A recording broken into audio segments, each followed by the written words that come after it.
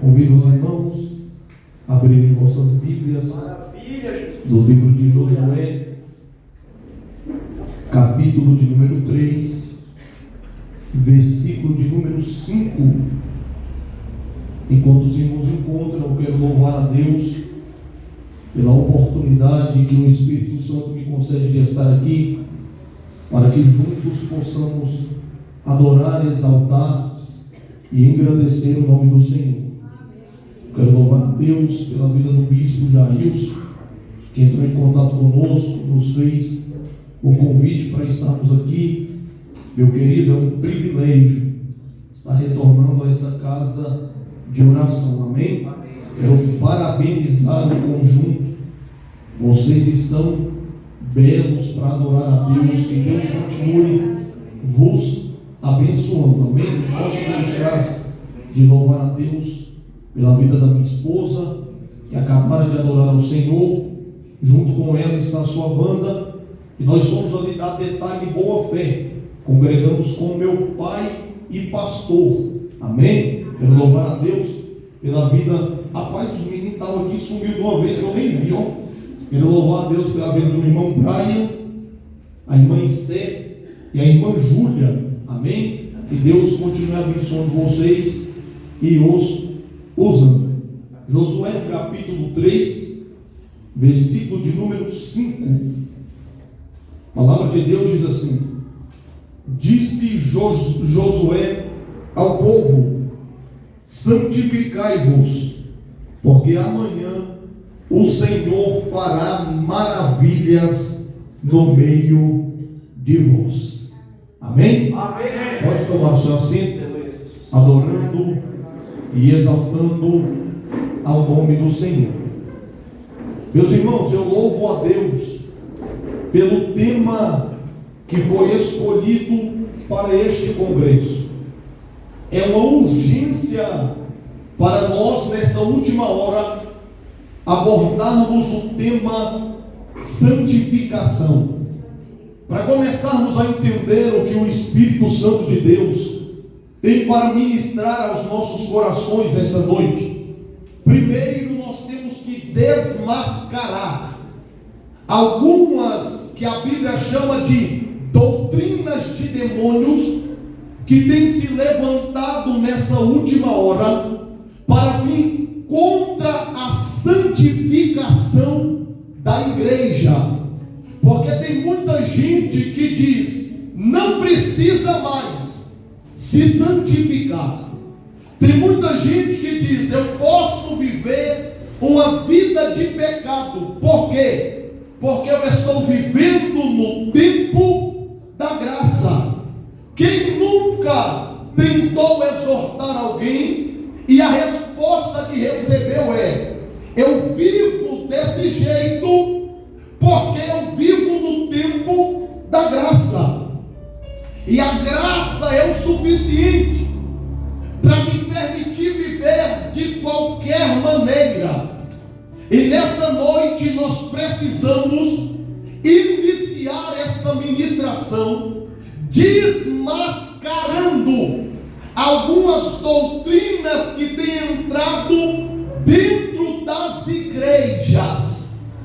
Pessoas que são lobo fantasiado de ovelhas, que sentam em um banquinho para pregar um falso evangelho e para dizer para você que você é o ponto fraco de Jesus.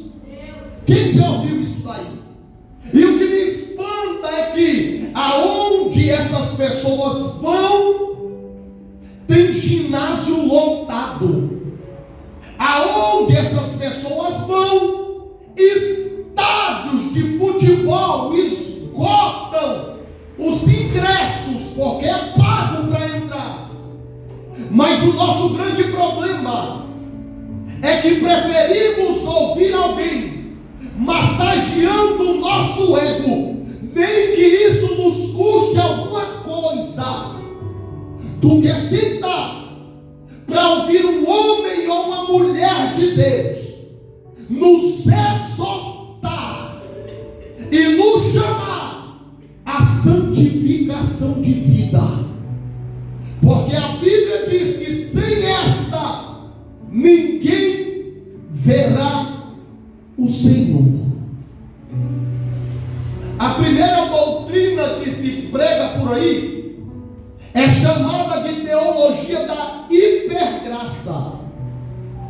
E a hipergraça diz que você pode viver do jeito que quiser.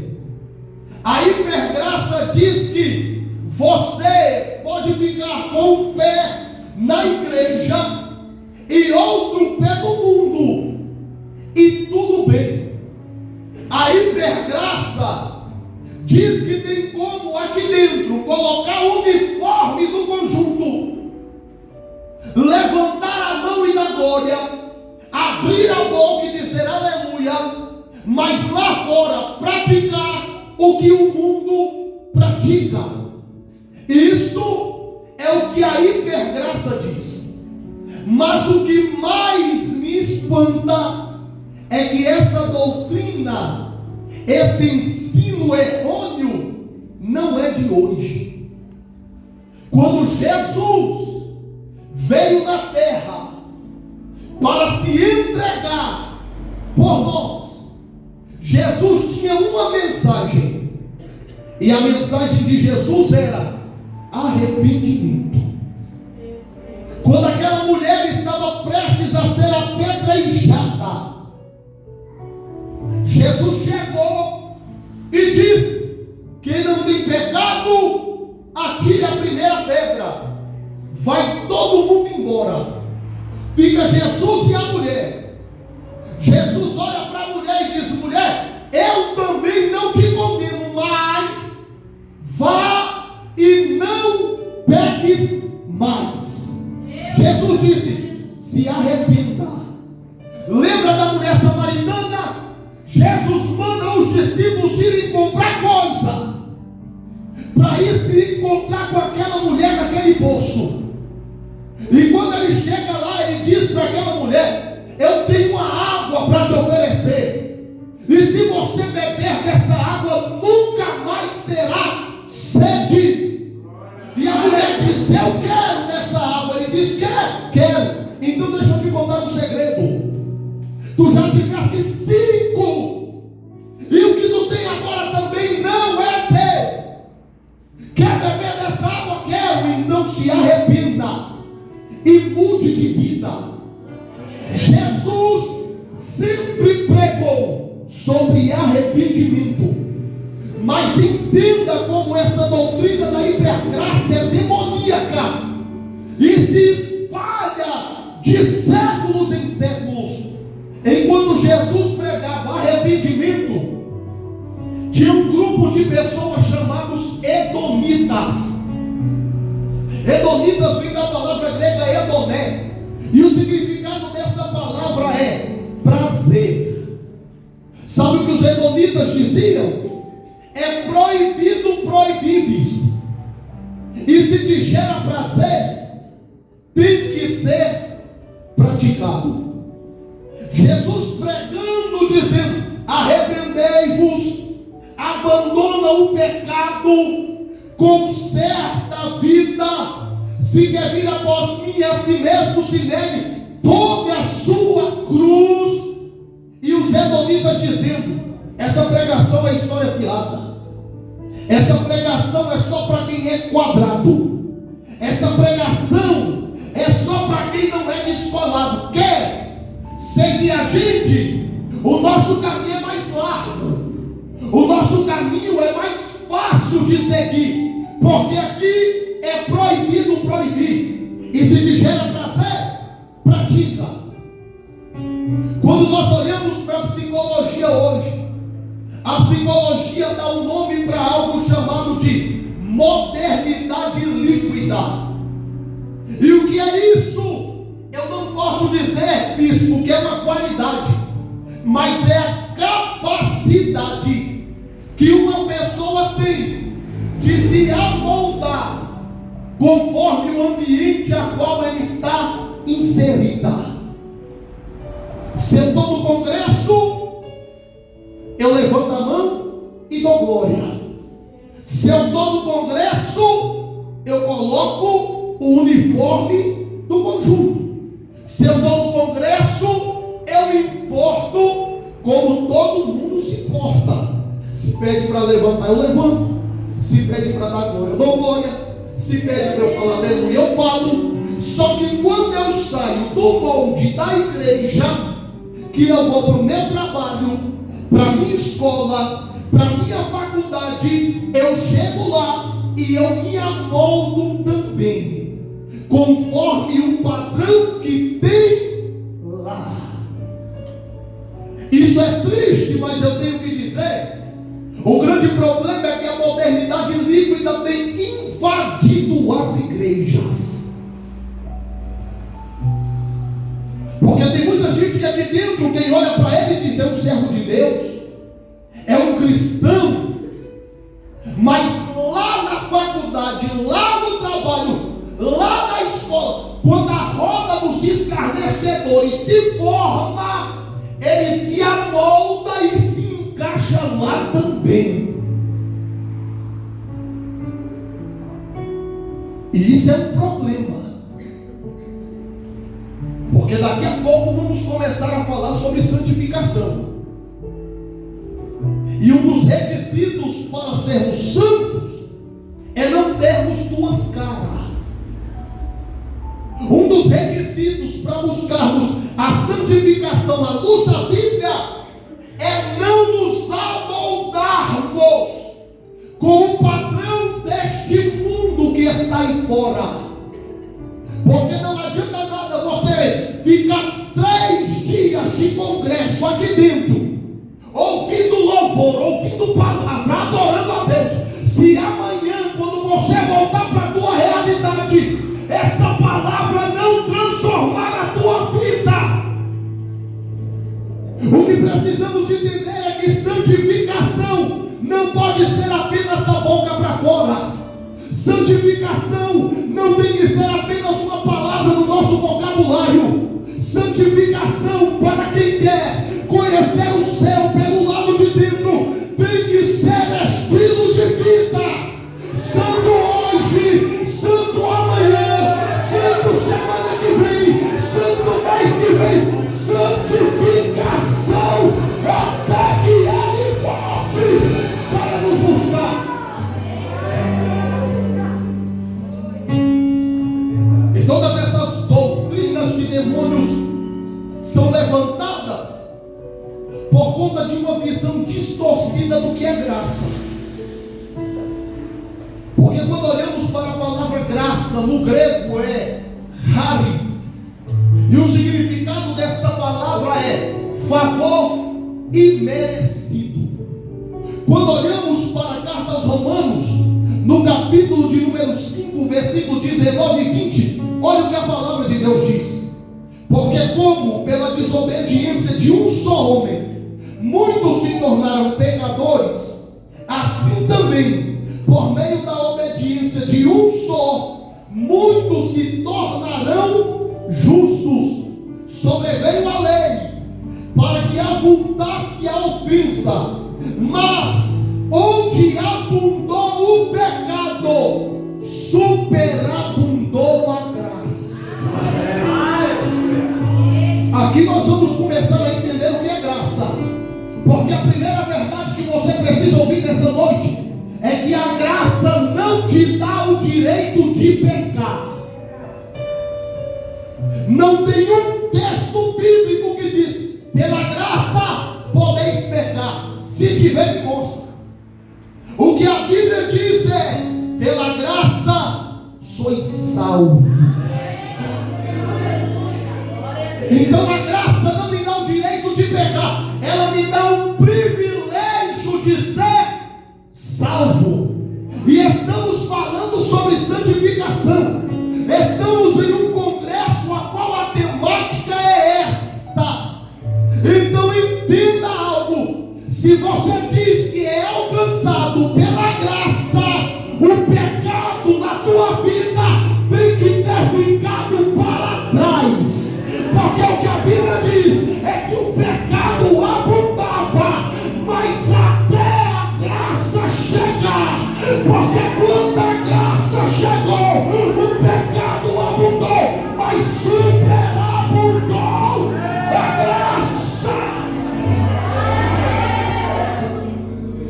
Oh glória! Efésios 2:8. Porque pela graça sois salvos mediante a fé, e isso não vem de nós, é dom de Deus. Só para você entender melhor o que é graça. Não é errado dizer que graça é favor imerecido, mas isso é incompleto. Sabe por quê? Porque favor imerecido é você pegar alguém, designar um trabalho para ele, e quando chega no fim do dia, ele não realizou o trabalho que foi designado, mas mesmo assim, bispo, o patrão chega e diz: toma o salário. Isso é um favor imerecido. Ele não trabalhou, mas recebeu. Só que graça é mais profundo que isso. Sabe por quê? Porque é como se olhássemos para a nossa conta bancária e não suficiente ela estar zerada, ainda estarmos em débito. E é isso que a graça faz. Ela pagou o que estávamos devendo e ainda nos deu um saldo positivo. Isso é entender plenamente a graça de Deus, porque nós tínhamos uma dívida impagável, mas Ele se desfez de sua glória, tirou a coroa de rei, colocou a roupa de pastor. E o Evangelho de João, capítulo de número 10, versículo de número 11 diz: eu sou o bom pastor, e o bom pastor dá vida pelas ovelhas.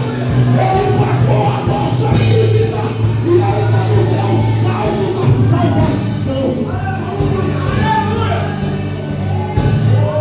Oh glória! Preste atenção nisso. Se reconheço a graça como ela verdadeiramente é, então vivo uma vida de santificação ou separação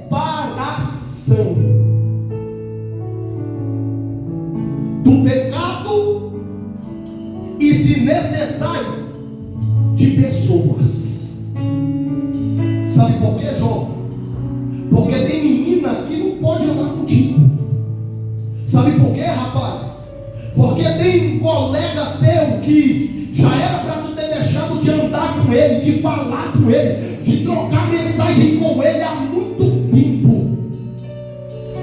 E quem entende o que a graça verdadeiramente é, ele logo vive uma vida de santificação, de separação, logicamente primeiro do pecado, mas se for necessário, também de pessoas. E nesse momento eu preciso que você faça uma autoanálise. Quem é que está aí no teu contato que já não era para estar mais? Quem é que ainda troca mensagem contigo que já era para estar bloqueado há muito tempo? Quem é que lá no teu trabalho quer andar do teu lado? Você já tentou pregar Jesus para ele, mas ele não quer. Se ele não quer Jesus, não é para você querer ele também. Santificação é separação. É por isso que a Bíblia diz que tem o joio e tem o trigo.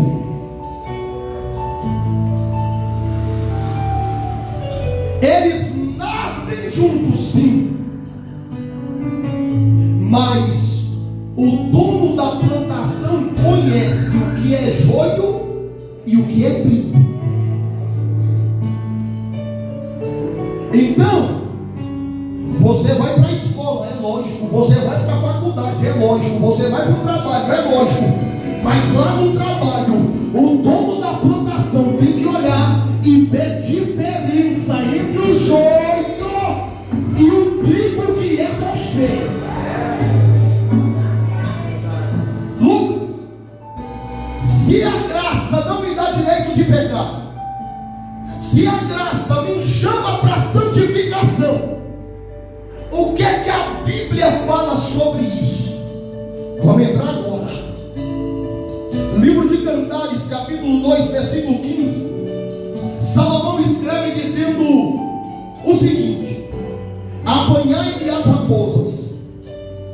raposinhas que devastam os vinhedos, porque as nossas vinhas estão em flor. Salomão foi o homem mais rico da Bíblia e também mais sábio, porque foi o que ele pediu para Deus: sabedoria. Por ser muito rico, ele era dono de várias coisas, inclusive de vinhas, de plantações de uva. E Salomão está dando um alerta aos seus servos, dizendo: apanhai-me as raposas. Por quê? Porque quando a vinha começava a florescer, para nascer os cachos de uva, o cheiro da flor chamava a atenção das raposas. E se não cercasse as raposas, elas entravam na vinha e comiam as flores. Se comesse as flores, o fruto não nascia. O que Salomão está dizendo é: apanhai-me as raposas. Só que Salomão mesmo diz: o problema é que as raposinhas entram e devastam a vinha. O que Salomão está dizendo é que muitas das vezes nós nos preocupamos com as raposas grandes e damos brecha para as raposinhas entrarem. Sabe por quê? Porque o inimigo conseguiu cauterizar na mente de alguns crentes que existe pecadinho e pecadão. E muitas das vezes nós estamos preocupados com o quê? Com as raposas. Por quê? Porque são maiores, porque tem uma maior proporção. Só que o problema é que muitas das vezes nós cercamos as raposas, mas em nossa vida tem brecha para as raposinhas entrarem.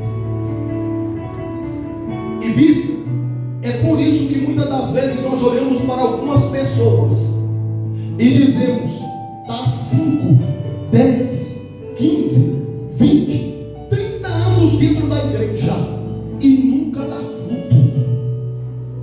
Por quê? Porque toda vez que floresce, o inimigo acha brecha para entrar e destruir aquilo que futuramente se tornaria fruto para Deus.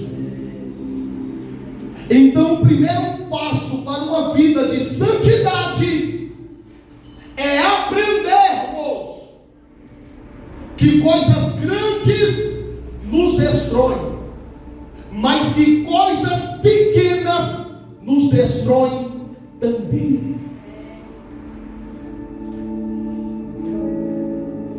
E a pergunta que eu tenho para te fazer é: o que você tem deixado entrar na tua vinha e impedir a tua vida de frutificar para Deus?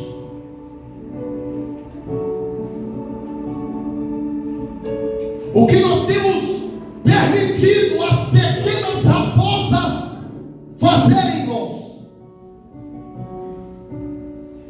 A Bíblia segue dizendo em Apocalipse, capítulo de número 22, versículo de número 11: continue o injusto fazendo injustiça, continue o imundo ainda sendo imundo, o justo continue na prática da justiça, e o santo continue a santificar-se.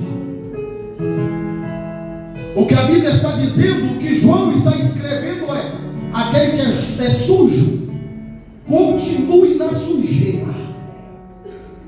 Aquele que é imundo, continue na imundícia. Mas aquele que é justo, continue sendo justo. E aquele que é santo, continue a santificar-se. Deixa eu te contar um segredo. Aqui nessa terra, a nossa santificação nunca será o suficiente.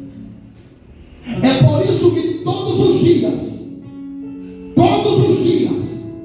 nós temos que buscar a santidade. É por isso que todos os dias nós temos que colocar o joelho no chão e dizer: Senhor, me perdoa.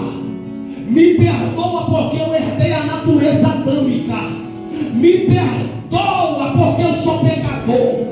Me perdoa porque eu peco no pensamento, eu peco no olhar, eu peco em atitude, eu peco em palavra. Senhor, me ajude a ser santo, porque aquele que é santo continue sendo santo. Se você fosse santo o suficiente, você não estaria mais aqui. Se você já tivesse alcançado a santidade plena, Deus já tinha te arrebatado.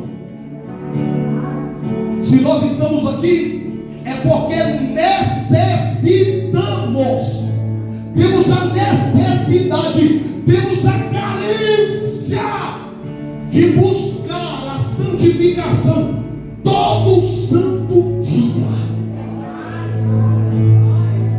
O dia que você não se preocupar em ser santo, sem se preocupar, você será pecador. O dia que você não se preocupar em buscar a santificação, sem se preocupar, você vai começar a viver uma vida na prática do pecado. Então nessa noite eu preciso que você entenda que dioturnamente há uma necessidade em nós de buscar a santificação, sem a qual ninguém verá o Senhor. É o que está escrito, Hebreus 12:14: segui a paz com todos e a santificação, sem a qual ninguém verá o Senhor. Sem santificação é impossível. Porque daqui a pouco vamos ler um texto que diz: sede santo, porque eu sou santo.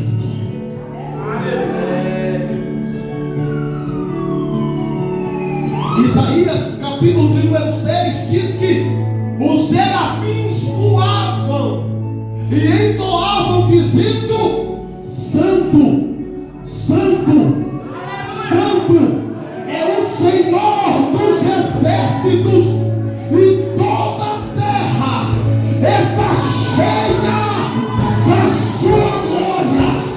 João escreve na revelação do Apocalipse que os 24 anciãos tinham uma coroa na cabeça, se prostram diante do trono dele e dizem: ele é digno de honra, de glória e de louvor, porque o Deus que você serve é santo, santo, santo, santo. E se nós não buscarmos a santificação, nunca o veremos. Oh, glória! Eu já estou encerrando. Eclesiastes 9:8 diz: em todo tempo sejam alvas as tuas vestes, e jamais falte o óleo sobre a tua cabeça. Veste branca é santificação. Veste branca é pureza de espírito e de alma. Veste branca é vida de renúncia, é vida de consagração, é vida de quebrantamento, é vida de reconhecimento do quão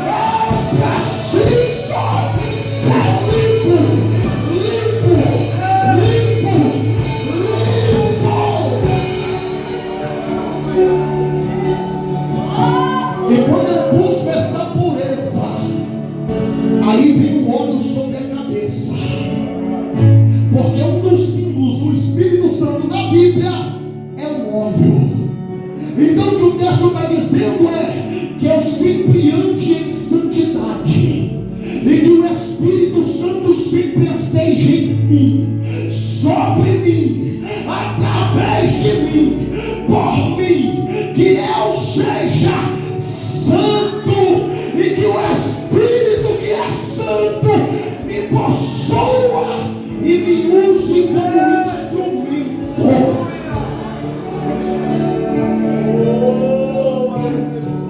1 Pedro 1,16, porque escrito está: sede santo, porque eu sou santo.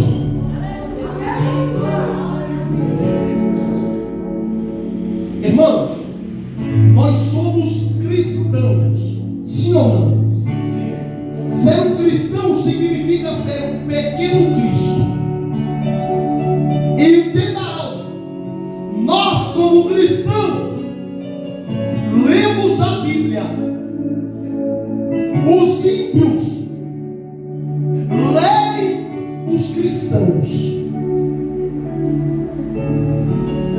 E deixa eu te fazer uma pergunta: o que o mundo lê quando olha para a tua vida?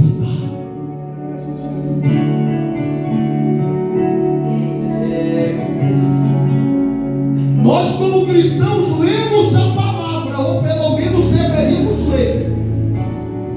Mas o mundo lá fora está nos lendo. E o mundo olhando para a tua vida, o que ele tem conhecido de Cristo através de você.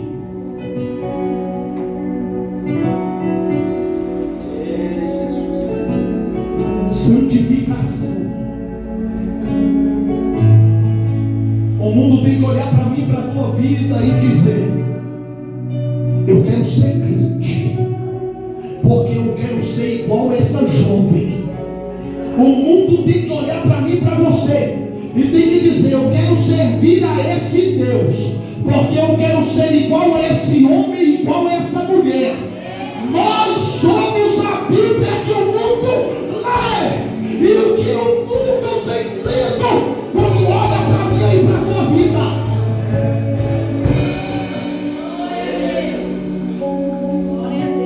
Para encerrar, Josué 3,5: santificai-vos, porque amanhã o Senhor fará maravilhas no meio de vós. Sabe o que Josué está dizendo? Se não tiver santificação, não tem maravilha de Deus. Sabe o que Josué está dizendo?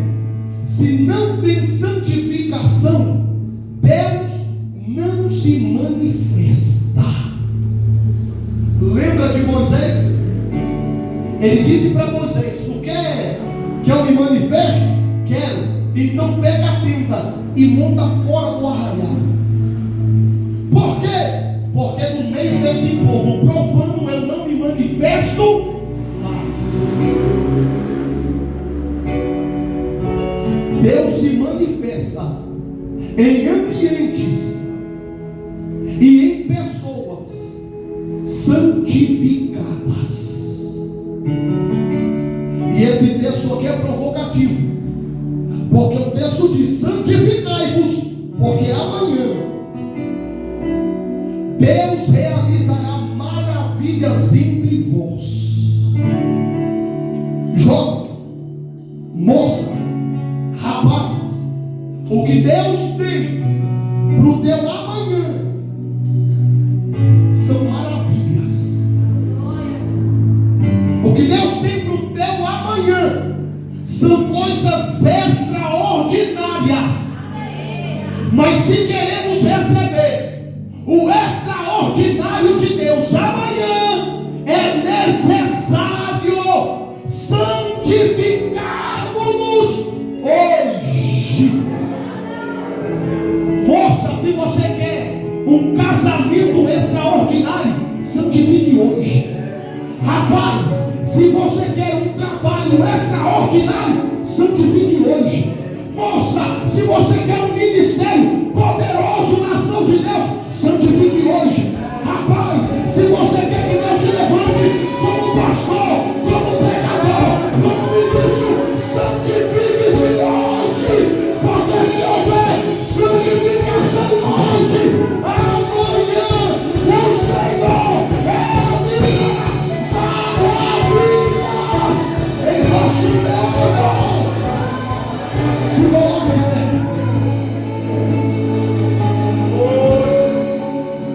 Oh, glória.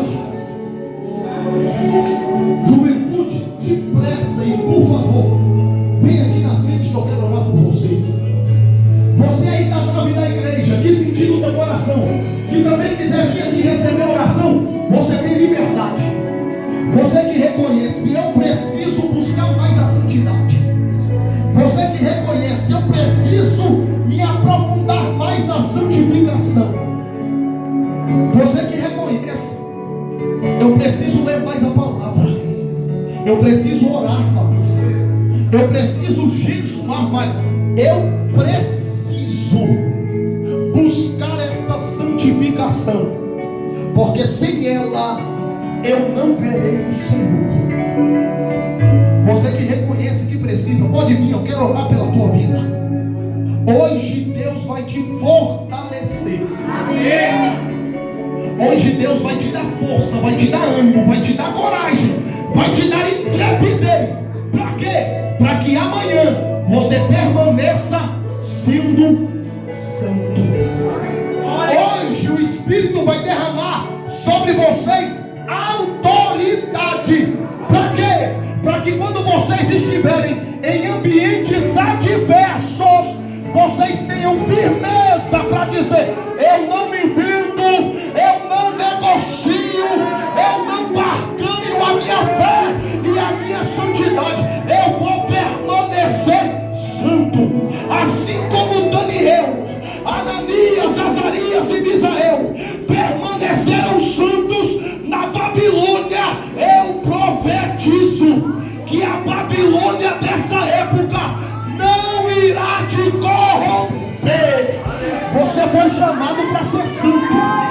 Você foi escolhido para ser santo. Deus te chamou para se santificar.